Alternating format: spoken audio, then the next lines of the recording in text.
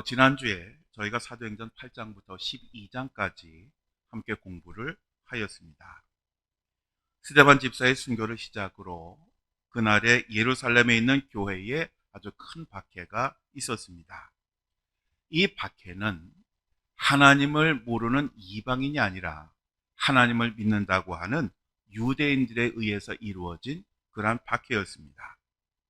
유대인들은 기독교를 이단이라고 여겼고, 그래서 그 이단을 반드시 없애야 한다라고 하는 신앙적 열심을 가지고 박해를 했던 것입니다. 이렇게 박해가 시작이 되자 사도들을 외에 모든 성도들이 유대와 사마리아로 흩어지게 됩니다. 그런데 이것이 계기가 되어서 복음이 예루살렘을 넘어 유대와 사마리아로 전파되기 시작합니다. 하나님은 그 박해를 통해서 복음이 전 세계로 확장되게 하셨던 것입니다. 예루살렘 교회의 박해가 심해지자 초대 교회의 7 집사 가운데 한 사람이었던 빌립이 성령의 인도하심을 따라서 사마리아에 가서 복음을 전하게 됩니다. 이 빌립은 사마리아에서 이 복음도 전하고 표적도 행하고 귀신도 내어 쫓고 병자들도 고칩니다. 그러자 수많은 사람들이 바로 이러한 빌립을 보고 빌립을 따랐고, 그리고 세례를 받았고, 그리고 그람으로 인해서 그 사마리아 성에 아주 큰 기쁨이 충만하게 되었습니다. 한편 예루살렘에서는 정말 이 사마리아에서 이렇게 놀라운 구원의 역사가 일어났는지 궁금했습니다. 그래서 베드로와 요한을 이 사마리아로 파견을 보내서 정말 하나님의 역사가 일어나고 있는지, 구원의 역사가 일어나는지 확인하도록 시켰습니다. 베드로와 요한이 이 사마리아에 가기 전까지는 많은 사람들이 빌립의 말씀을 듣고 예수님을 영접하고 그리고 세례를 받았지만 아직 성령을 받지 못한 그런 상황이었습니다. 그래서 이 베드로와 요한이 사마리아에 가서 그곳 사람들이 성령 받기를 간절히 기도하였더니 바로 그곳에 성령의 그 충만한 역사가 임하게 됩니다. 기독교 역사에 있어서 사도행전 9장은 매우 중요합니다. 사도행전 1장부터 8장까지는 예수님의 수제자 베드로가 선교의 주역이었는데 9장부터는 바울이 선교의 주역으로 등장을 하게 됩니다. 사도행전 9장에는 바울이 다메섹에 사는 기독교인들을 체포해서 예루살렘으로 끌고 오기 위해서 가던 중이었습니다. 그런데 그 다메섹에 거의 이르렀을 때에 주님께서 빛으로 이 바울을 만나주셨고 그를 그 자리에서 거듭나게 하십니다. 그래서 이제 이 바울은 다메섹에 가서 기독교인들을 끌고 온 것이 아니라 오히려 그 다메섹에서 이제 이방인 선교를 위한 준비를 하게 됩니다. 그런데 이렇게 바울이 거듭나고 이제는 이방인의 사도로 부름을 받았지만, 그러나 예루살렘에서는 이 바울이라고 하는 사람이 어떤 사람인지를 너무너무 잘 알았기 때문에 내가 거듭나고 그리스도의 사도가 되었다고 이 말을 믿질 않았습니다. 그러자 바나바라고 하는 사람이 중간에서 정말 하나님께서 어떻게 그를 거듭나게 하셨는지, 그가 어떻게 변화되었는지 옆에서 증언을 해 주었고, 그래서 사도들도 이 바울이 정말 거듭나고 변화되는 것을 받아들이고 한 마음이 되어서 이제 선교를 하게 됩니다. 그런데 유대인의 입장에서 본다고 하면 그 유대교를 위해서 앞장서서 열심히 기독교인들을 박해하던 이 바울이 변화된 것이 못마땅했습니다. 자신들의 입장에서 보면 이 바울은 이제 철저한 배신자가 된 것입니다. 그래서 이 유대인들은 이 바울을 죽이려고 혈안이 되었습니다. 이것을 안 사람들은 바울을 그의 고향인 다소로 피난을 보내게 됩니다. 예루살렘에서 이 기독교에 대한 박해는 이처럼 오히려 그 박해로 인해서 사방으로 복음이 퍼지게 되었고, 성령의 역사로 교회들이 평안하고 든든히 서가고 믿는 사람들이 급격히 늘어나는 결과를 이루게 되었습니다. 그런데 이방인들에게 복음을 전하는 데 있어서 정말 제거되어져야 할 그러한 편견이 하나 있었습니다. 그것은 이방인들에 대한 유대인들의 편견이었습니다. 유대인들은 자기 자신들만이 하나님께로부터 유일하게 선택을 받은 선민이라고 하는 그러한 의식이 너무너무 확고했고, 그리고 이방인들은 절대로 구원을 받을 수 없는 그러한 존재라고 하는 그 생각이 가득했습니다. 바로 이러한 생각이 이방인 선교에 아주 심각한 방해가 되었던 것입니다. 그래서 하나님께서 하신 것이 뭐냐 하면, 예루살렘 교회의 수장이자 예수님의 제자 가운데 수제자였던 이 베드로의 그 편견을 깨뜨리시는 것이었습니다. 그래서 성령은 유대교 의식에 젖어 본능적으로 이방인을 피하는 이 베드로에게 환상을 보여주십니다. 그 환상은 유대교에서 율법으로 아주 엄격하게 금지하는 부정한 짐승들을 보여주신 후에 그 베드로에게 일어나서 이 짐승들을 잡아먹어라 라고 그렇게 지시를 하시는 것이었습니다. 이러한 지시를 받은 베드로는 단칼에 거절을 합니다. 왜냐하면 그는 도저히 받아들일 수 없었기 때문에 그렇습니다. 그러자 하나님께서 깨끗하게 하시는 것을 내가 왜 속되다 하지 말라라고 그렇게 말씀을 하십니다. 하나님은 이러한 환상을 3번 반복해서 보여주십니다. 왜냐하면 아마도 한 번만 보여주면 뭐 내가 꿈을 꿨나 보다 라고 생각할지도 모르기 때문에 반복해 주셨던 것 같습니다. 그러니까 3번을 통해서 이 베드로는 이것을 각인을 하였습니다.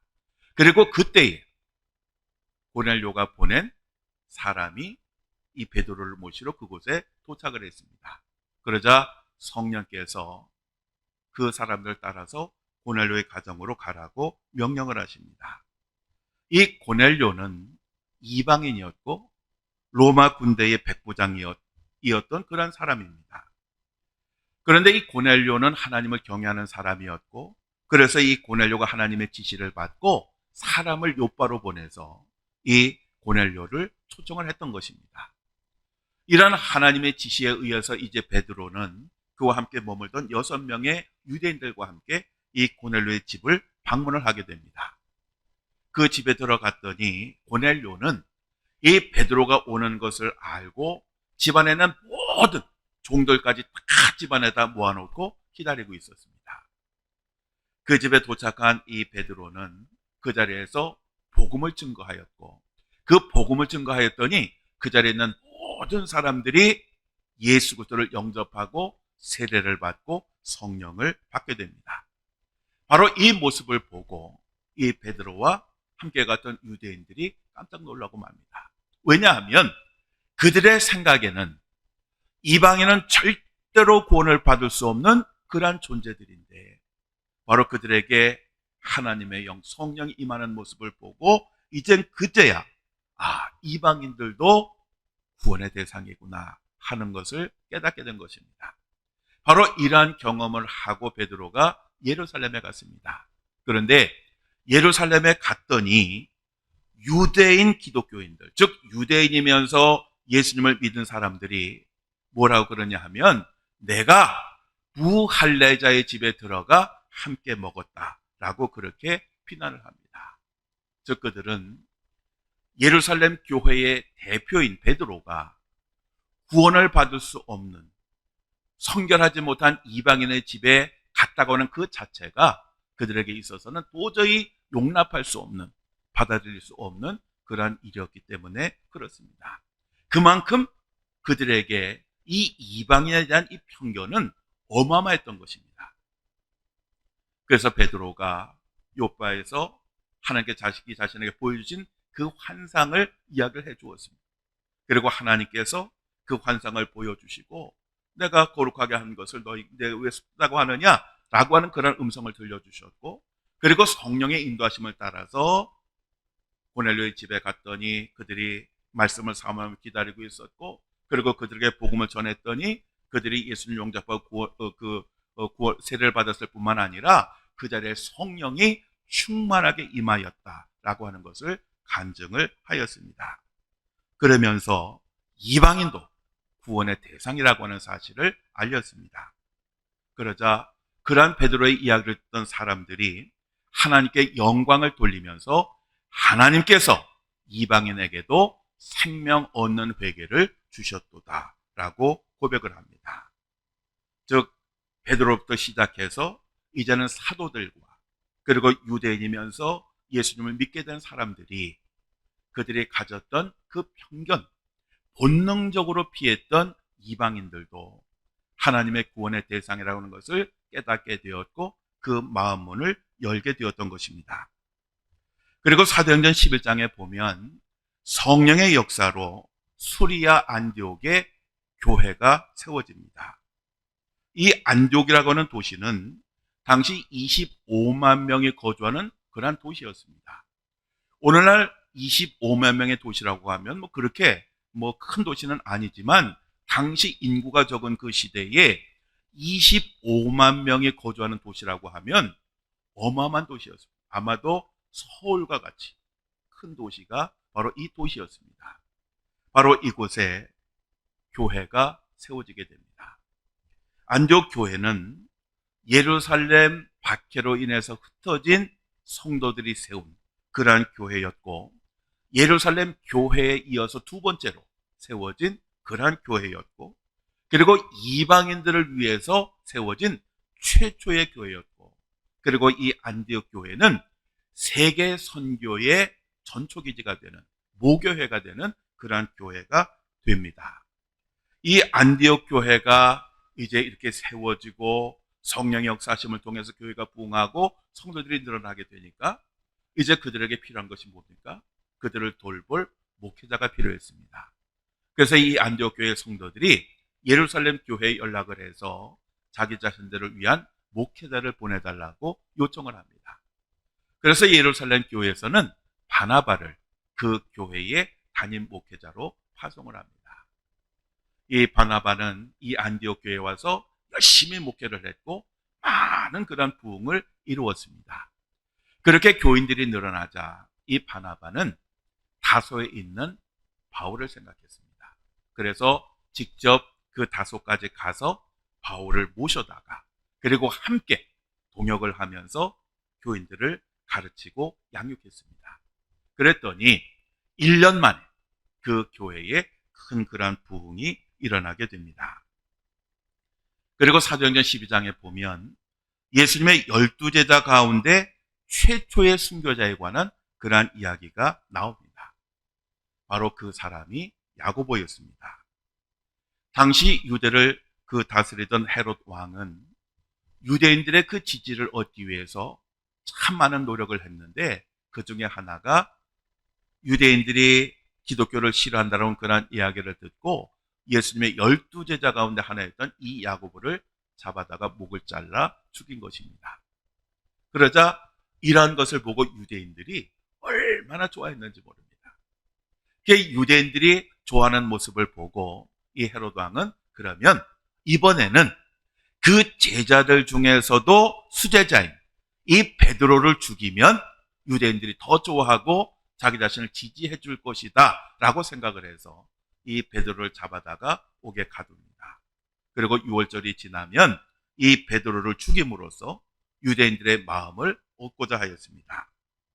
그런데 하나님께서는 아직 이 베드로가 세상에서 할 일이 많았기 때문에 그 베드로를 그날 밤에 감옥에서 탈출을 시킴으로써 이 헤롯 왕의 계획은 좌절이 되고 하나님께서 이 헤롯 왕을 죽이시게 됩니다. 그래서 벌레에 의해서 이 헤롯 왕은 일주일 만에 죽게 됩니다. 자, 이렇게 우리가 지난주에는 사도행전 8장부터 12장까지를 공부를 했는데 그 내용을 한마디로 정리하면 성령의 역사로 시작된 교회가 박해와 순교 속에서 어떻게 유대와 사마리아까지 퍼져나가게 되었는지를 이야기하고 있는 것입니다. 오늘은 사도행전 13장부터 28장 끝까지 공부를 합니다. 사도행전은 크게 세 부분으로 나누어집니다.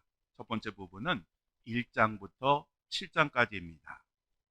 1장부터 7장까지는 성령이 임하셔서 최초의 교회인 예루살렘 교회가 세워지는 그러한 이야기를 하고 있습니다.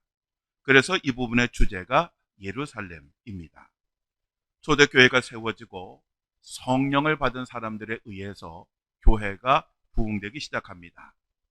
더불어 교회가 부흥되니까 교회를 이단이라고 여기는 유대인들의 박해가 시작이 됩니다.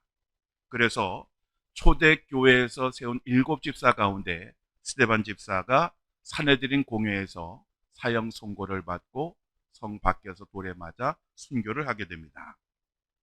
사도행전의 두 번째 부분은 8장부터 12장까지입니다. 8장부터 12장까지는 유대인들의 박해를 피해서 흩어진 성도들에 의해서 복음이 이제 예루살렘을 넘어서 유대와 사마리 지역까지 퍼져나가는 그러한 이야기입니다. 그래서 이 부분의 주제는 유대와 사마리아입니다. 이때 두 번째 교회이자 최초의 이방인 교회인 안디옥 교회가 세워집니다. 그리고 하나님은 교회를 박해하던 바울을 변화시키셔서 이방인 선교를 위한 준비를 하시게 합니다. 그 다음에 세 번째 부분은 사도행전 13장부터 끝인 28장까지인데 13장부터 28장까지는 이방인의 사도로 부름을 받은 사도 바울이 이제 서아시아와 유럽으로 복음을 전파하는 그러한 이야기가 기록이 되어져 있습니다. 그래서 13장부터 28장까지의 주제는 땅끝까지라고 하는 것입니다. 즉, 이 세 번째 부분은 세계 선교의 시작에 대해서 이야기를 하고 있습니다. 사도 바울이 선교를 위해서 여행했던 거리는 약 24,936km입니다. 이 거리는 곡선이나 우회로 등을 고려하지 않은 직선 거리입니다. 사도 바울이 선교하던 당시는 교통편이 지금과는 상상도 할 수 없을 만큼 열악했습니다. 뿐만 아니라 그 여행길도 굉장히 위험하고 험악했습니다. 따라서 당시에 여행을 한다라고 하는 것은 목숨을 내놓는 일이었고 위험을 감수하는 일이었습니다. 만일 복음 전파에 대한 사도 바울의 열정이 없었다면, 그리고 그를 인도하시는 성령의 인도하심이 없었다면 그의 선교 여행은 없었을 것입니다. 어쨌든 사도 바울은 자기의 목숨을 다하여 주님께서 맡기신 이방인 선교를 하게 됩니다. 사도 바울의 그 선교에는 몇 가지 특징이 있습니다. 첫째, 사도 바울은 회당을 중심으로 복음을 전하였습니다. 당시 유대인들은 로마 제국에게 나라를 잃었고 세계로 흩어졌습니다.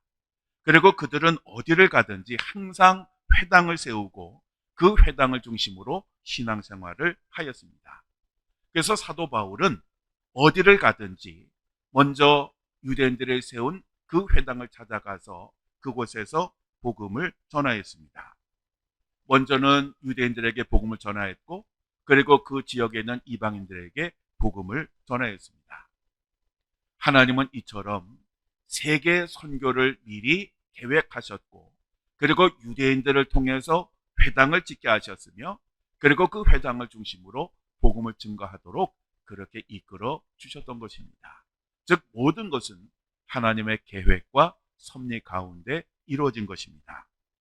두 번째로 사도 바울은 큰 도시를 중심으로 복음을 전하였습니다. 즉 많은 사람들이 모이고, 그리고 많은 사람들이 왕래하는 곳에 가서 복음을 전하였습니다. 왜냐하면 그렇게 복음을 전하면 그곳에 있는 수많은 사람들이나 아니면 그곳을 거쳐가는 사람들이 복음을 듣고 또 자기들이 사는 곳으로 가서 복음을 증거할 수 있었기 때문에 그렇습니다. 세 번째로 사도 바울은 자신에 대한 그 박해가 있어지게 되면 다른 곳으로 가서 전도하는 계기로 삼았습니다. 즉 사도 바울은 선교를 하면서 정말 많은 어려움을 당했습니다. 매를 맞기도 하고, 그리고 감금을 당하기도 하고, 돌에 맞기도 하고, 그리고 여행으로 인한 수많은 위험이 있었습니다. 특별히 극성 유대인들은 사도 바울이 가는 곳마다 쫓아다니면서 그로 하여금 선교를 못하도록 방해를 했습니다. 그런데 사도 바울은 박해가 있으면 선교를 포기하거나 쉰 것이 아니라 오히려 다른 곳으로 가서 또다시 복음을 증거하였습니다. 즉 유대인들의 박해는 사도 바울로 하여금 더 많은 나라, 더 많은 도시, 더 많은 사람들에게 복음을 전하는 그러한 계기가 되었던 것입니다. 네 번째로 사도 바울의 선교에는 항상 준비된 사람이 있었습니다. 즉 사도 바울이 어디를 가든지 그 현지에는 사도 바울의 선교를 도울 사람들이 항상 대기하고 있었습니다. 그래서 사도 바울은 바로 그 사람들의 도움과 그들을 기반으로 해서 그 지역의 복음을 전할 수가 있었습니다. 즉 하나님은 사도 바울의 선교를 위해서 곳곳에 정말 필요한 사람들을 준비해 놓았던 것입니다. 저도 군선교 20년을 하면서 이런 경험을 참 많이 했습니다.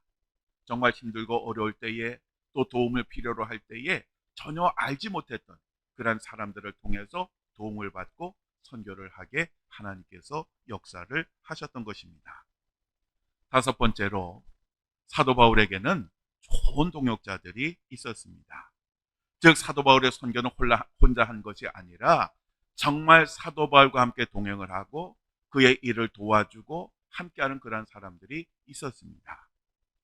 예를 들면 바나바라든가 아니면 실라라든가 디모데와 같이 정말 마음을 나눌 수 있는 그러한 좋은 동역자들이 있었습니다. 하나님께서는 이 바울이 선교할 때에 혼자 선교하도록 내버려 두신 것이 아니라 항상 그와 동행하며 도울 수 있는 그러한 사람들을 붙여주셨던 것입니다. 여섯 번째로 사도 바울은 가는 곳마다 교회를 세웠고 좋은 일꾼을 그 지도자로 임명을 해서 자기 자신이 그곳을 떠나더라도 그들의 교인들을 돌보게 하였습니다.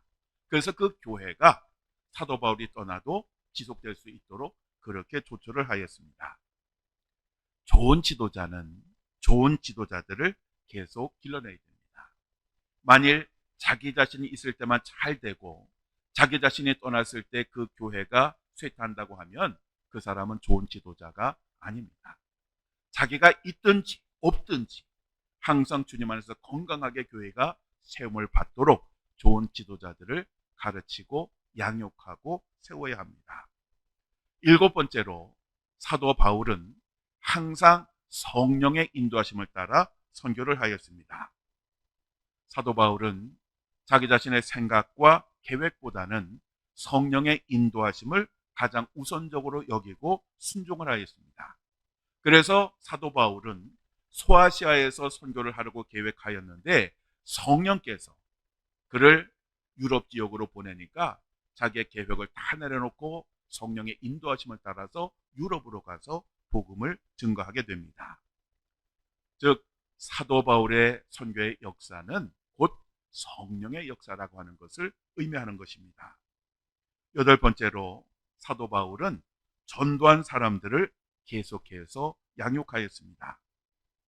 사도 바울은 한번 복음을 전하고 교회를 세운 것으로 끝나는 것이 아니라 또 그들에게 좋은 지도자를 세우긴 했지만 다시 한번 그곳에 가서 신앙생활을 제대로 하고 있는지 확인을 하고 혹시 신앙생활을 잘못하고 있다면 잘하도록 그렇게 권면을 했던 것입니다.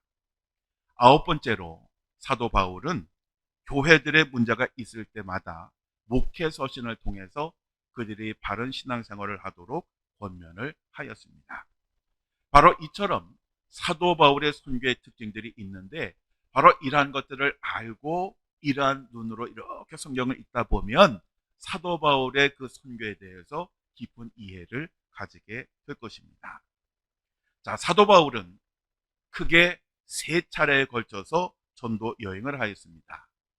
1차 전도 여행은 6개월 정도 걸렸고 2차 전도 여행은 2년 넘게 걸렸고 3차 전도 여행은 3년이 넘게 걸렸습니다. 그리고 로마에서는 2년 동안 복음을 전하였습니다.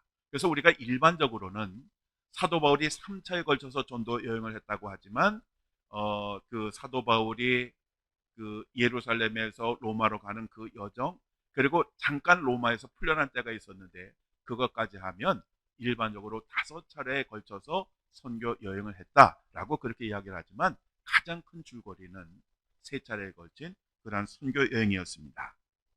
사도 바울의 1차 전도 여행은 13장에서 14장에 기록이 되어 있는데 안디옥 교회에서 바나바와 1년 동안 동역을 하면서 그 교회를 부흥시킨 후에 그 안디옥 교회의 파송을 받아서 세계 선교의 길을 떠나게 됩니다.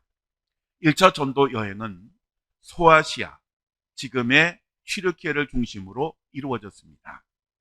1차 전도 여행은 안디옥에서 출발을 하여 지중해에 있는 구브로 섬을 걸쳐서 튀르키예로 이어지게 됩니다. 사도행전 13장 2절에서 3절에 보면 주를 섬겨 금식할 때에 성령이 이르시되 내가 불러 시키는 일을 위하여 바나바와 사울을 따로 세우라 하시니 이에 금식하며 기도하고 2사람에게 안수하여 보내니라 라고 말씀하고 있습니다. 즉 사도 바울을 선교지로 보낸 것은 1차적으로는 안디옥 교회였지만 근본적으로는 성령께서 그 안디옥 교회를 통해서 선교를 파송을 보냈던 것입니다. 바울과 바나바는 바나바의 사촌으로서 유대식으로는 요한이라고 부르고 로마식으로는 마가라고 부르는 그런 사람과 함께 오늘의 그 키프로스 섬이라고 부르는 구브로로 갔습니다. 이 구브로로 간 것은 이 구브로가 바나바의 그러한 고향이었고 많은 유대인들이 거주하는 그러한 곳이었기 때문입니다. 이곳에서 바울 일행은 서기오 바울이라고 하는 로마 총독을 전도하였습니다. 당시 총독이라고 하는 사람도 어떤 사람이냐 하면 로마가 그 지배하게 된 한 나라를 다스리는 그러한 위치에 있는 사람이었습니다. 그러니까 일반적으로 표현하자고 하면 한 나라를 다스리는 왕의 위치에 있는 굉장히 높은 사람이었습니다. 그런데 이 서기오 바울이 예수님을 믿으려고 하자 엘루마라고 하는 마술사가 예수님을 못 믿게 하려고 정말 방해를 많이 하였지만 결국 그의 방해는 소용이 없었습니다. 이렇게 로마 총독을 전도한 후에 바울 일행은 피시디아 안디옥으로 가게 됩니다.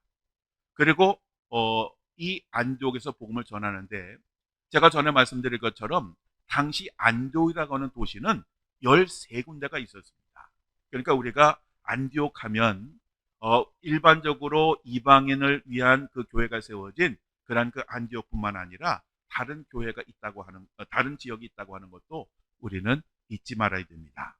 어쨌든 그곳에 가서 전도를 하는데 갑자기 같이 갔던 마가가 예루살렘으로 복귀하게 됩니다. 그렇지만 바울과 바나바는 계속해서 이 안디옥에서 복음을 전하게 됩니다. 그런 후에 바울 일행은 이고니온과 루스드라로 가서 복음을 전하게 됩니다. 이 루스드라에서는 나면서부터 걷지 못하는 그러한 사람을 고쳤는데 이로 인해서 그곳에 아주 큰 소동이 일어납니다. 사람들은 이 바울과 그 바나바가 행하는 놀라운 기적을 보고 그 나이가 많은 바나바를 가리켜서 그리스 신화에 나오는 제우스 신이다 이렇게 이야기를 하고 그보다 나이가 적은 바울은 제우스의 아들이자 나그네와 상인의 그러한 신, 특별히 전령, 즉 그 말씀을 전하는 전령의 신인 헤르메스라고 그렇게 이야기를 하면서 이 바울과 바나바 앞에 제사를 드리려고 하였습니다. 그들은 신들이 사람의 형상으로 우리 가운데 내려오셨다라고 그렇게 소리를 치면서 제사를 준비했습니다. 그러자 당황한 바나바와 바울은 자기 자신들의 그 옷을 찢고 그들에게 소리를 지르면서 자기 자신들은 신이 아니다라고 그렇게 이야기를 합니다. 즉 이들은 분위기에 편승하지 않고 하나님께만 영광을 돌렸던 것입니다. 사실 사람들이 절대적으로 추종하고 따르게 되면 사람은 변하기가 쉽습니다. 수많은 이단의 교주들이 되게 그랬습니다. 처음에 그들의 시작은 작았지만 그들이 권능을 행하고 기적을 일으키니까 아니면 그렇게 속이니까 사람들이 아주 맹종을 하면서 따릅니다. 그러다 보면 그들은 하나의 선지자에서 예수님의 자리에 올라가게 되고 나중에는 하나님의 자리까지 올라가게 되는 것입니다. 이들뿐만 아니라 많은 사실 목회자들도 이런 실수를 합니다. 성도들은 목회자들을 하나님이 세우신 종이기 때문에 귀하게 여기고 섬기는데 마치 자기가 잘나서 그렇게 하는 것처럼 착각에 빠져서 교회를 자기 자신의 마음대로 운영을 한다든지 아니면 성폭행을 한다든지 아니면 성도들의 그 헌금을 자기 마음대로 사용한다든지 아니면 하나님께 돌아가야 할 영광을 자기가 차지하는 그러한 경우들도 참 많이 있습니다. 바나바와 바울은 사람들이 신으로 섬기려고 하는 그러한 절대적인 분위기 속에서도 그들은 끝까지 자기 자신들의 자리를 지키고 하나님께만 영광을 돌렸던 것입니다. 이때 유대인들이 루스드라까지 쫓아와서 그 사람들을 선동을 해서 이 사도 바울을 돌로 치게 됩니다. 그리고 이 사도 바울이 죽은 줄 알았습니다. 그런데 다음날 사도 바울은 법회를 거쳐서 안디옥으로 돌아갑니다. 이렇게 해서 사도 바울의 1차 전도 여행은 마무리가 됩니다. 그리고 사도행전 15장에 보면 안디옥 교회에서 바나바와 바울을 예루살렘 교회로 보냅니다. 왜냐하면 이들이 이방인들에게 전도를 해서 예수님을 믿게 하면 유대인들이 그곳에 쫓아가서 할례를 받지 않고 율법을 지키지 않으면 구원을 받을 수 없다라고 그렇게 가르쳤기 때문에 그렇습니다.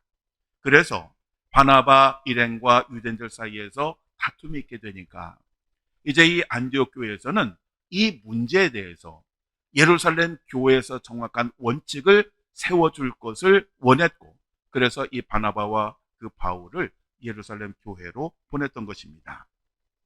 먼저 사도 바울 일행은 1차 전도 여행의 결과를 보고를 하였습니다. 그랬더니 그 보고를 듣던 바리새파 출신의 그 유대인이 뭐라고 그러냐 하면 이방인들에게 율법을 지키게 하고 할례를 지키게 하는 것은 당연하다라고 그렇게 이야기를 합니다. 이 사람은 유대주의의 그 문턱을 여전히 넘지 못하고 있었던 것입니다. 그래서 이 문제로 사도들하고 장로들이 토의를 하게 됩니다. 그런 후에 베드로가 대표로 이렇게 이야기를 합니다. 형제들아, 너희도 알거니와 하나님이 이방인들로 내 입에서 복음의 말씀을 들어 믿게 하시려고 오래전부터 너희 가운데서 나를 택하시고 또 마음을 아시는 하나님이 우리에게와 같이 그들에게도 성령을 주어 증언하시고 믿음으로 그들의 마음을 깨끗이 하사 그들이나 우리나 차별하지 아니하셨느니라. 그런데 지금 너희가 어찌하여 하나님을 시험하여 우리 조상과 우리도 능히 매지 못하던 멍에를 제자들의 목에 두려느냐. 그러나 우리는 그들이 우리와 동일하게 주 예수의 은혜로 구원받는 줄을 믿노라. 이렇게 이야기를 합니다. 즉 구원은 주님의 은혜로만, 그러니까 할례나 율법 준수가 아니라 주님의 은혜로만 된다라고 그렇게 이야기를 했습니다. 그러자 야고보도 이 베드로를 편을 들면서 이렇게 얘기합니다. 이방인 중에서 하나님께로 돌아오는 자들을 괴롭게 하지 말고 다만 우상의 더러운 것과 음행과 목매어 죽인 것과 피를 멀리하라고 편지하는 것이 옳으니 이는 예로부터 각 성에서 모세를 전하는 자가 있어 안식일마다 회당에서 그 글을 읽음이라 라고 말을 했습니다. 즉 그 이방인들에게는 이 야고보가 이야기한 이 부분만은 지키게 하되 나머지는 자유하게 하자라고 그렇게 거들었던 것입니다. 이렇게 해서 예루살렘 총회에서는 이방인들에게는 구원과 관련이 없는 그러한 율법의 멍에를 매게 하지 않기로 결정을 하였습니다. 더불어 이 바울과 바나바뿐만 아니라 바사바라고 하는 유다와 실라를 안디옥 교회로 파송을 하게 됩니다. 그리고 이제 바울의 2차 전도 여행이 시작이 됩니다. 이 전도 여행은 사도행전 15장 36절에서 18장 22절까지의 기록이 되어 있습니다. 바울은 바나바에게 1차 전도 여행을 갔던 곳을 재방문해서 그들이 제대로 신앙생활하고 있는지 확인을 하고 권면을 하자라고 그렇게 제안을 했습니다. 그런데 이 2차 전도여행 계획 과정에서 바울과 바나바 사이에 큰 싸움이 일어납니다. 그것은 제2차 전도 여행 때에 바나바와 사촌이었던 그 마가를 함께 데리고 가느냐 데리고 가지 않느냐라고 하는 그런 문제였습니다. 바나바는 데리고 가자 그랬습니다. 그런데 사도 바울은 자신들이 전도 여행 중에 갑자기 예루살렘으로 가버린 그런 사람을 믿을 수 없으니 마가를 데리고 갈 수 없다라고 그렇게 얘기를 합니다. 그래서 결국 그 둘은 싸우다가 바나바는 이 마가를 데리고 구브로로 떠났고 사도 바울은 로마 시민권을 가진 실라를 데리고 소아시아로 전도 여행을 떠나게 됩니다. 바울은 제1차 전도 여행 때에 세운 그러한 교회를 돌아보고 교인들을 격려를 하였습니다. 바울의 제1차 전도 여행은 주로 배를 타고 다니면서 전도를 했습니다. 그런데 제2차 전도 여행은 주로 걸어 다니면서 그리고 복음을 증거하고 그리고 성도들의 신앙을 점검을 했습니다. 그렇게 해서 그들이 루스드라에 도착했을 때에 디모데라고 하는 그런 청년을 만납니다. 이 디모데는 유대인 어머니와 헬라인 사이에서 태어난 사람이었는데 이 디모데는 정말 신실한 그러한 청년이었습니다. 그래서 사도 바울은 이 디모데를 데리고 전도 여행을 계속하게 됩니다. 그런데 그들이 항구 도시인 드로아에 이르렀을 때에 밤에 이 사도 바울이 환상을 보게 됩니다. 그 환상 중에 마게도냐 사람이 자신들에게 오라고 요청을 합니다.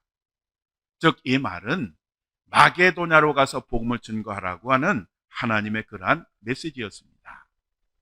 마게도냐라고 하면 일반적으로 생각하면 유럽이라고 생각하시면 됩니다. 즉 사도 바울은 제2차 전도 여행 때 소아시아를 중심으로 복음을 전하고 신앙을 확인할 예정이었는데 성령께서 그의 계획을 변경시키셔서 유럽으로 넘어가라고 하신 것입니다. 그래서 사도 바울 일행은 자신들의 계획을 내려놓고 성령의 인도하심을 따라서 이 마게도냐 지역으로 넘어가게 됩니다. 즉 드디어 복음이 예루살렘에서 유대와 사마리아 그리고 소아시아 지역으로 그리고 이제는 바다를 건너서 유럽으로 확산되어지게 되는 것입니다. 이 마게도냐 지역은 로마 황제가 군대에서 퇴역한 그러한 사람들을 위해서 충성의 대가로 준 그러한 곳입니다. 이곳에서는 빌립보라든가 데살로니카라든가 베레와 같은 아주 큰 도시들이 있었습니다. 그래서 사도 바울은 2차 전도 여행 때에 이 도시들에 가서 복음을 전하고 그것의 교회를 세웠습니다. 바울 일행은 바다를 건너서 먼저 빌립보로 갔습니다. 이 빌립보는 당시 북부 그리스에서 가장 크고 중요한 그런 도시였습니다. 이렇게 빌립보에 갔더니 보라색 직물을 파는 루디아가 자기 자신의 집을 제공을 해서 사도 바울로 하여금 선교하도록 돕습니다. 그리고 이 루디아는 유럽 최초의 교인이 됩니다. 그런데 이 빌립보에서 점치는 귀신 들린 여종을 고쳐주었더니 그 여종을 통해서 돈을 벌던 여종의 주인들이 이 바울과 실라가 빌립보를 요란하게 한다라고 하는 그런 이유로 고소를 해서 바울과 실라는 억울하게 매를 맞고 감옥에 수감되어지게 됩니다. 그런데 하나님은 그 감옥의 지진을 통해서 그 감옥을 지키는 간수에게 복음을 전하게 하셨고 그래서 그 간수와 가족들이 세례를 받고 구원을 받게 됩니다. 간수가 바울에게 이렇게 묻습니다. 선생님들이여 내가 어떻게 하여야 구원을 받으리까? 그러자 사도 바울이 이렇게 대답하였습니다. 주 예수를 믿으라. 그리하면 너와 내 집이 구원을 받으리라. 사도 바울이 전도 여행을 통해서 전한 메시지가 바로 이것입니다. 주 예수를 믿으라. 그리하면 너와 내 집이 구원을 받으리라 라고 하는 것이었습니다. 사도 바울 일행은 빌립보에서 박해를 피해서 마게도나의 수도이자 항구 도시인 데살로니카로 가게 됩니다. 그리고 회당에서 복음을 전하였는데 시기심에 사로잡힌 유대인들이 아주 불량한 사람들을 데리고 가서 바울 일행이 머물고 있던 야손의 집을 공격을 합니다. 그래서 사도 바울 일행은 할 수 없이 이들을 피해서 베레아로 가게 됩니다. 근데 베레아로 갔더니 사람들이 굉장히 너그럽고 간절한 마음으로 그 복음을 받아들이고 말씀에 대한 사모함이 있었습니다. 그래서 그곳에서 복음을 전해 많은 결실을 거두게 됩니다. 그런데 이러한 소문을 들은 유대인들이 데살로니카에서 베레아까지 쫓아와서 방해를 합니다. 하여간 당시 유대인들도 똑같은 하나님을 믿는 그런 사람들이었지만 하여간 왼수도 이런 왼수가 없습니다. 그러자 사도 바울 일행은 안내하던 사람들에 의해서 지금의 아테네라고 불리는 아덴으로 이동을 하게 됩니다. 이 아덴은 당시 헬라 철학의 본거지였고 아주 우상으로 가득한 그러한 도시였습니다. 그렇게 우상에 가득한 모습을 보니까 이 사도 바울이 얼마나 속이 뒤집어졌는지 모릅니다. 그래서 그곳에서 많은 사람들과 경론을 벌이면서 복음을 전하게 됩니다. 사도 바울은 학식적으로도 이미 준비된 사람이었기 때문에 그들과 토론을 하는 데 있어서 밀리는 것이 하나도 없었습니다.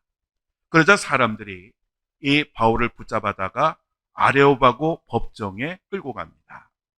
이 아레오바고 법정은 아덴의 최고 의회였습니다. 바로 이곳에서 사도 바울은 아테네 사람들에게 하나님을 믿을 것을 권면을 하게 됩니다. 그러자 그 법정의 판사였던 디오니누시오 부부와 그리고 그의 가족들이 구원을 받게 됩니다. 그런데 다수의 사람들은 사도 바울이 전하는 그 부활의 메시지를 도저히 받아들일 수가 없었습니다. 그래서 그들은 사도 바울의 그 메시지를 받아들이지 않았고 오히려 조롱을 했습니다. 즉 이처럼 똑같은 그런 이야기를 들어도 들을 귀가 없는 사람은 복음을 받아들일 수가 없는 것입니다. 설교도 그렇습니다. 똑같은 설교를 해도 그 설교를 듣고 눈물을 흘리며 은혜를 받고 하나님을 찬양하는 사람이 있는가 하면 똑같은 설교를 듣고 무덤덤하거나 아니면 그 설교를 비판하는 그러한 사람들도 있습니다. 복음은 같은데 그 복음을 받아들이는 사람의 마음이 어떠냐에 따라서 그 복음이 결실되어지기도 하고 이렇게 튕겨나가기도 하는 것입니다. 이렇게 아덴에서 복음을 전한 사도 바울 일행은 고린도로 갑니다. 이 고린도는 로마의 최대 상업 도시 중에 하나였고 대부분의 항구 도시들과 같이 아주 부도덕한, 아주 성적으로 타락한 그러한 도시였습니다.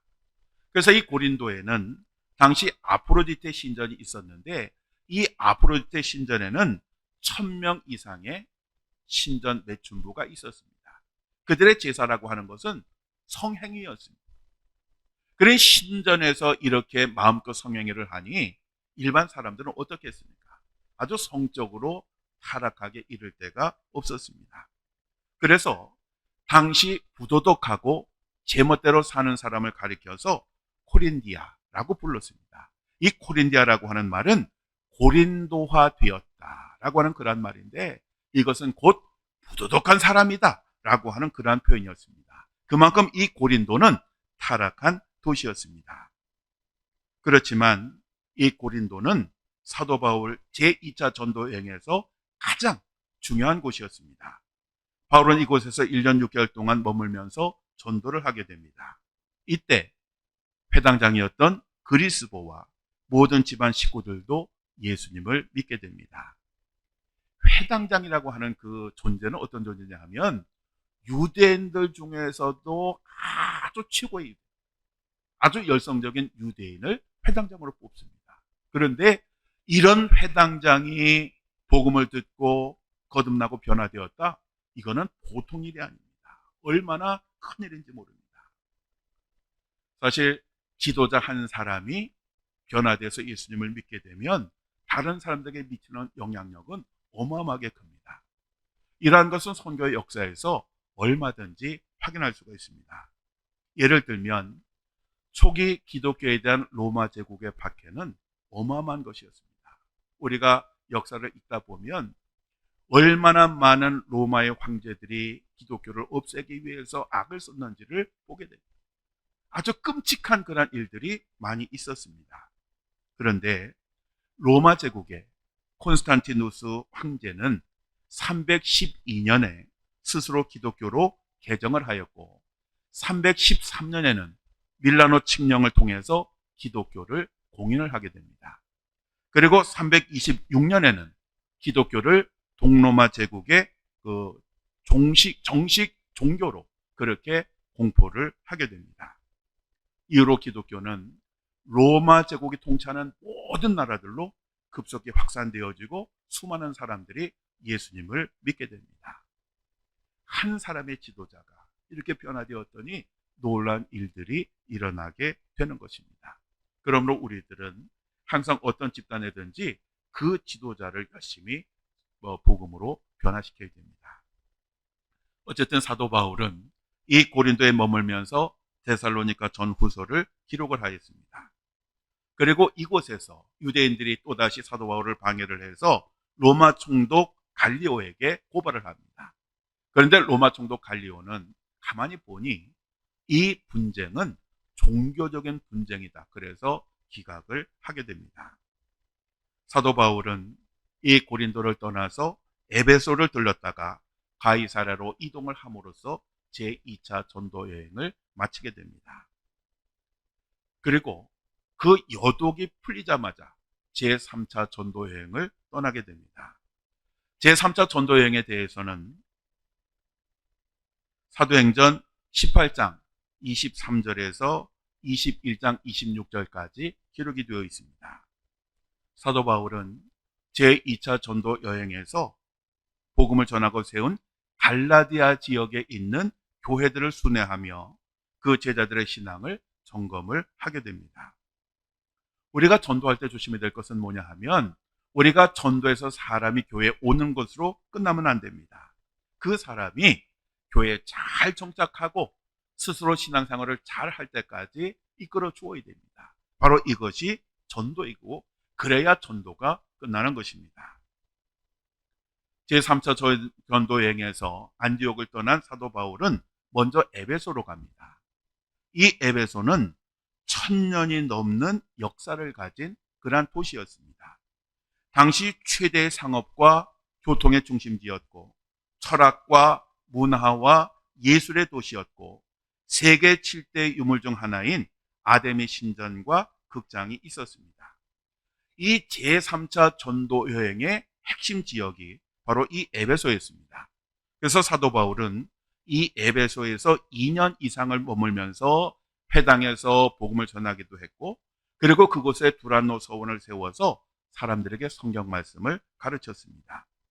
이때 세워진 교회가 요한계시록 2장과 3장에 나오는 7교회들이었습니다. 즉 이 7교회는 이 두란노 서원에서 하나님의 말씀을 배운 사람들이 자기 지역으로 돌아가서 세운 그러한 교회들이었습니다. 이처럼 에베소 교회는 당시 소아시아 지역 선교의 그러한 중심지가 되었습니다. 그런데 이렇게 사도 바울이 복음을 전가하고 많은 사람들이 예수님을 믿게 되니까 큰 피해를 보는 사람들이 있었습니다. 어떤 사람들이냐? 우상을 만들어서 파는 그러한 사람들이었습니다. 왜냐하면 사람들이 예수님을 믿고 나서는 그 우상을 다 파괴해버리고 더 이상 사지 않으니까 그들의 장사에 막대한 피해를 볼 수밖에 없었습니다.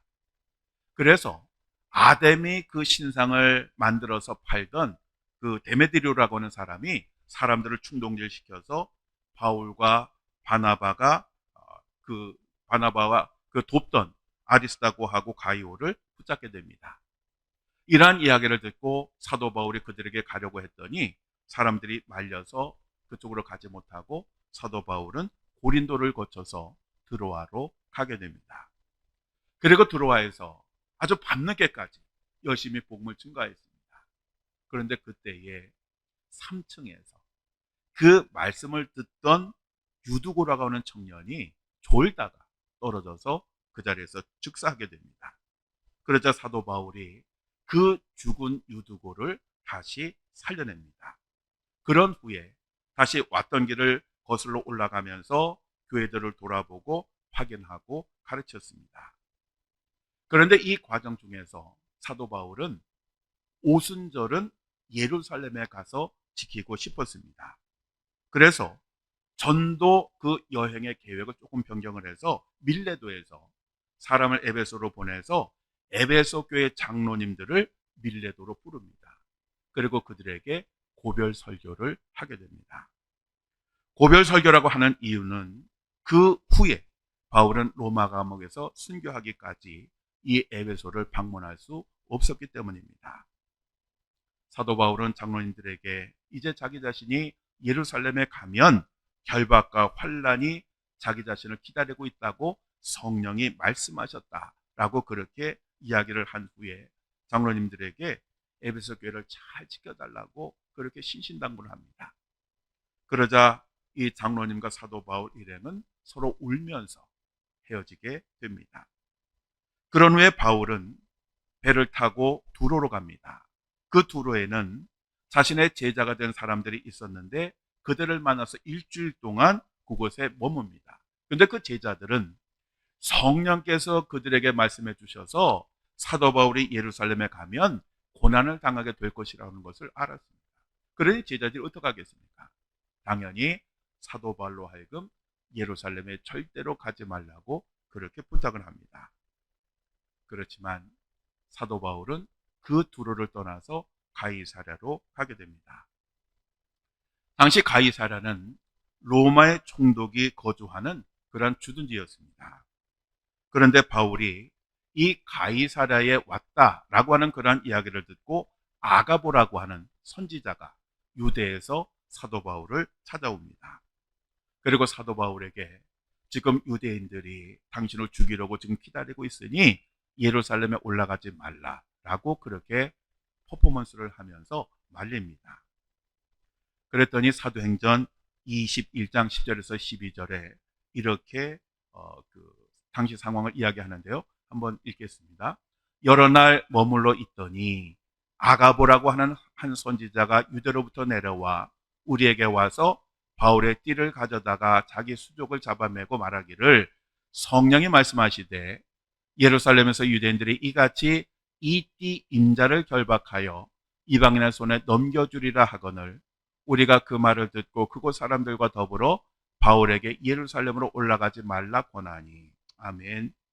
자, 이렇게 적극적으로 뭔가 보여주면서 말렸습니다. 그 전에 사도 바울이 이렇게 대답합니다. 여러분이 어찌하여 울어 내 마음을 상하게 하느냐. 나는 주 예수의 이름을 위하여 결박당할 뿐 아니라 예루살렘에서 죽을 것도 각오하였노라. 사도 바울은 비록 예루살렘에 올라가면 심한 고난이 있을 것은 알았지만 그것은 하나님의 뜻을 이루는 것이었기 때문에 주변의 만류에도 불구하고 결국 그 예루살렘으로 가게 됩니다. 예루살렘에 도착한 이 사도 바울은 먼저 야고보의 집으로 갑니다. 이 야고보는 예수님의 제자 중에 한 사람이 아니라 예수님의 친동생으로서 예수님의 공생의 기간 동안에는 예수님을 믿지 않았습니다. 그리고 늘 예수님에게 비판적이었습니다. 그렇지만 예수님의 죽으심과 부활을 경험한 후에 이 야고보는 아주 신실한 예수님의 제자가 됩니다. 그리고 초대교회 아주 중요한 지도자 역할을 하게 됩니다. 역사가 요세푸스에 의하면 이 야고보는 어느 유대 제사장에 의해서 순교를 당했다라고 그렇게 기록을 하고 있습니다.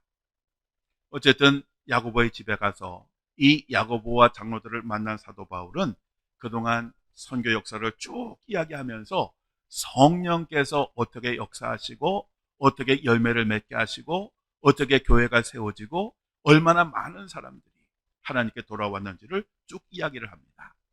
그저 그 이야기를 했던 모든 사람들이 성령의 역사를 통해서 하나님께 영광을 돌리게 됩니다. 그런데 그들이 사도 바울에게 한 가지 권면을 합니다. 그것은 이방에 살고 있는 유대인들이 이 사도 바울이 그 이방인들에게 선교를 하면서 할례와 율법을 지키지 말라 그랬다. 그렇게 소문을 퍼뜨려서 지금 이 예루살렘에 있는 유대인들이 사도 바울이 오기를 벼르고 있다는 겁니다. 왜냐하면 사도 바울의 그 입을 막으려고 했기 때문에 그렇습니다.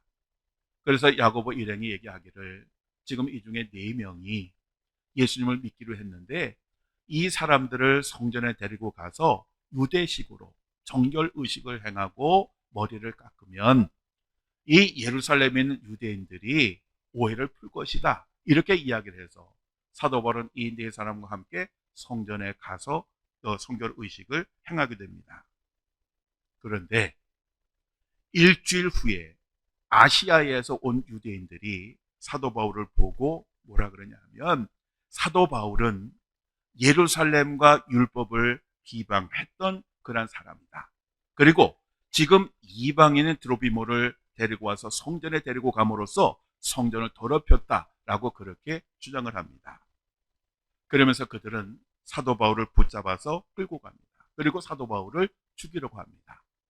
이렇게 큰 소동이 일어나니까 그때 예루살렘에 주둔하고 있던 로마 군대의 지휘관인 천부장이 급히 달려와서 사도 바울을 죽이지 못하게 한 후에 로마군의 군대가 주둔하고 있는 안토니아 요새로 데리고 갑니다. 그러자 사도 바울이 헬라말로 이 천부장에게 이야기를 합니다. 그러자 천부장은 깜짝 놀라요. 유대인인 줄 알았는데 자기들 말을 하니까. 그래서 이 천부장이 바울에게 그 사도 바울이 예전에 추종자 3만 명을 끌고 와서 예루살렘 성벽이 무너지고 로마군이 망하게 될 것이라고 예언을 했던 바로 그 애굽인 선지자가 아니냐라고 물었습니다. 왜냐하면 이 애굽인 선지자가 실제로 예루살렘 3만 명의 그런 추종자들을 가지고 있었고 그 중에 4천 명을 자객으로 거느리고 있었습니다. 그런데 이들의 음모는 로마 총독 벨릭스에게 들켰고 그래서 로마 총독 그 벨릭스의 그 군대가 이들을 쳐서 대부분은 죽이고 대부분은 또 나머지는 생포가 되고 그리고 이 애굽인 선지자는 도망을 감으로써 좌절이 된 적이 있습니다. 그래서 이 로마군의 천부장은 사도 바울에게 그 사람이 아니냐라고 물었던 것입니다. 그렇죠. 사도 바울은 자기 자신은 유대인이고 그리고 로마 제국의 아주 중요한 도시 가운데 하나인 다소시의 시민, 즉 자기 자신은 로마 시민이다 라고 하는 것을 이야기하면서 자기로 하여금 유대인에게 좀 말을 하게 해달라고 그렇게 요청을 합니다. 이 사도 바울이 로마인이라고 하는 것을 안 이 천부장은 즉시 승낙을 합니다.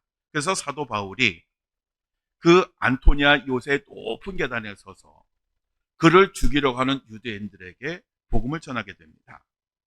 사도 바울은 이스라엘 백성들을 향해서 히브리어로 간증을 했는데 자기 자신은 철저한 유대인으로서 엄격한 율법의 교육을 받고 자랐고 하나님에 대해서 아주 열심인 사람이었고 그래서 기독교를 박해하기 위해서 사람을 감옥에 가두기도 하고 죽이기도 하는 그런 사람이었고 그리고 다메섹에 있는 기독교인들을 체포하려고 다메섹으로 가다가 자기가 그렇게 증오하던 예수님을 만났고 그 예수님이 자기를 새롭게 변화시키셔서 이방인을 위한 사도로 자기 자신을 세워주셨고 그래서 자기가 이방인들에게 가서 복음을 증거하게 되었다라고 간증을 하였습니다.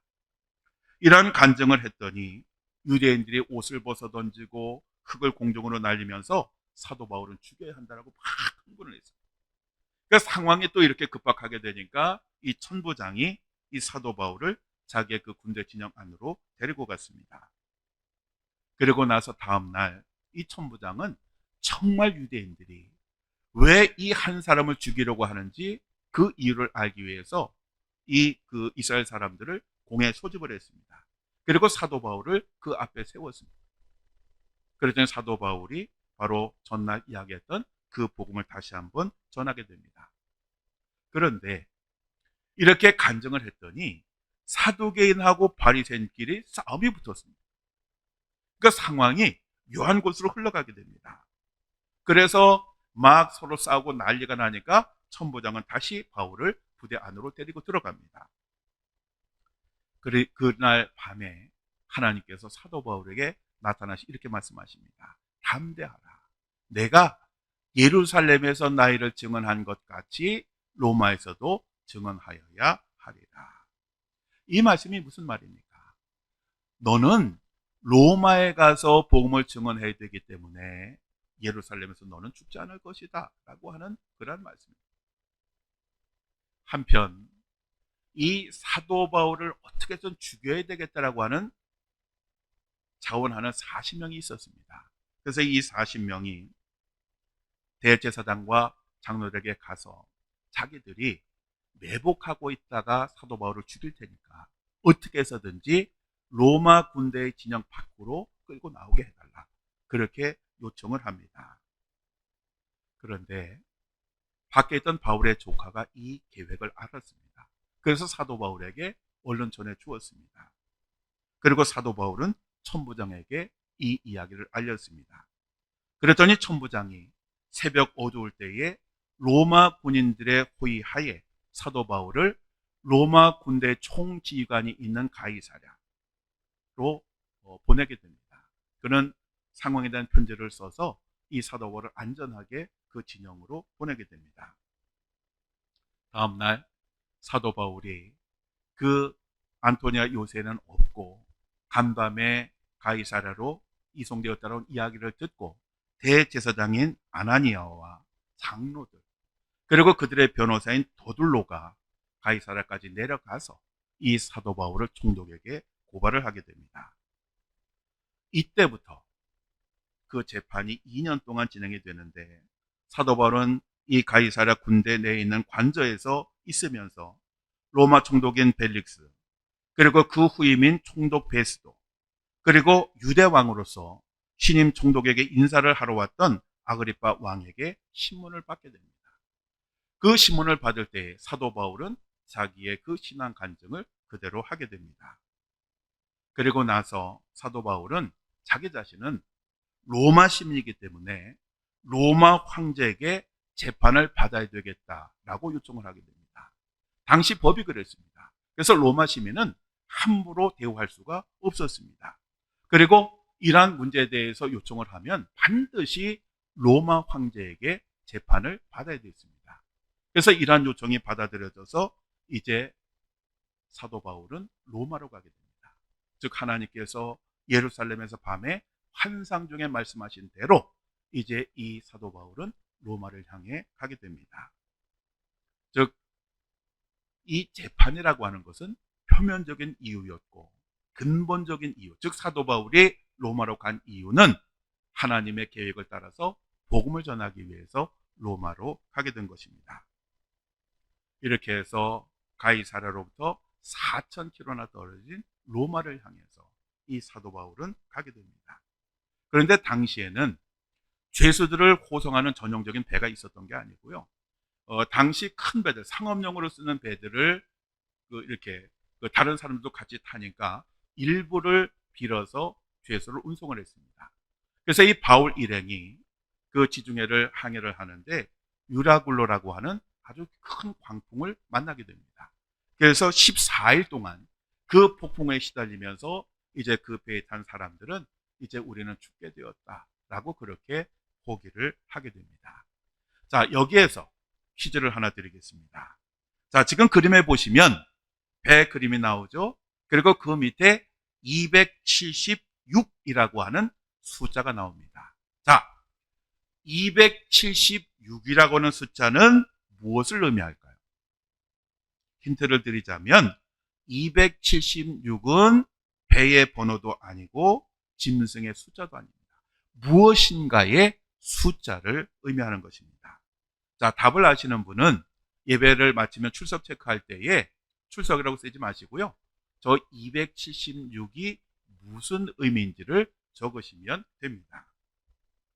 자, 어쨌든 이렇게 모든 사람이 죽게 되었다고 포기하는 그 폭풍우 속에서도 하나님의 보호하심 속에서 그 배에 탔던 사람들은 다 무사하게 섬에 상륙하게 됩니다.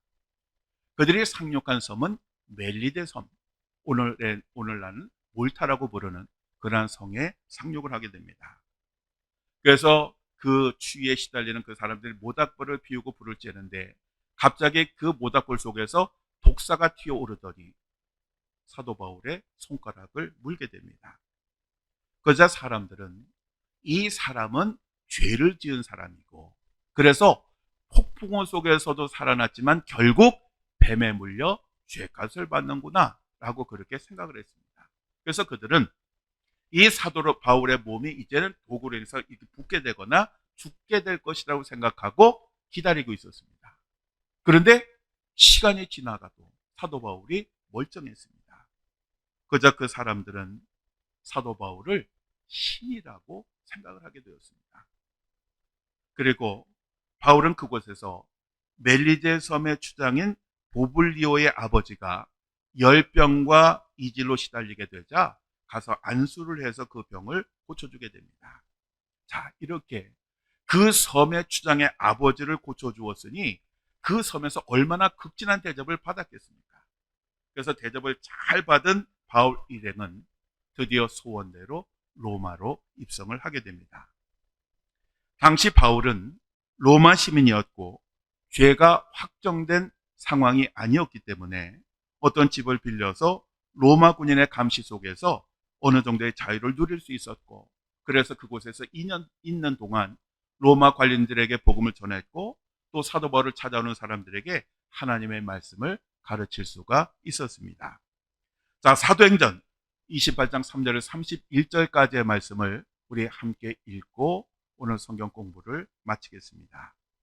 바울이 온 이태를 자기 셋집에 머물면서 자기에게 오는 사람을 다 영접하고 하나님의 나라를 전파하며 주 예수 그리스도에 관한 모든 것을 담대하게 거침없이 가르치더라. 아멘.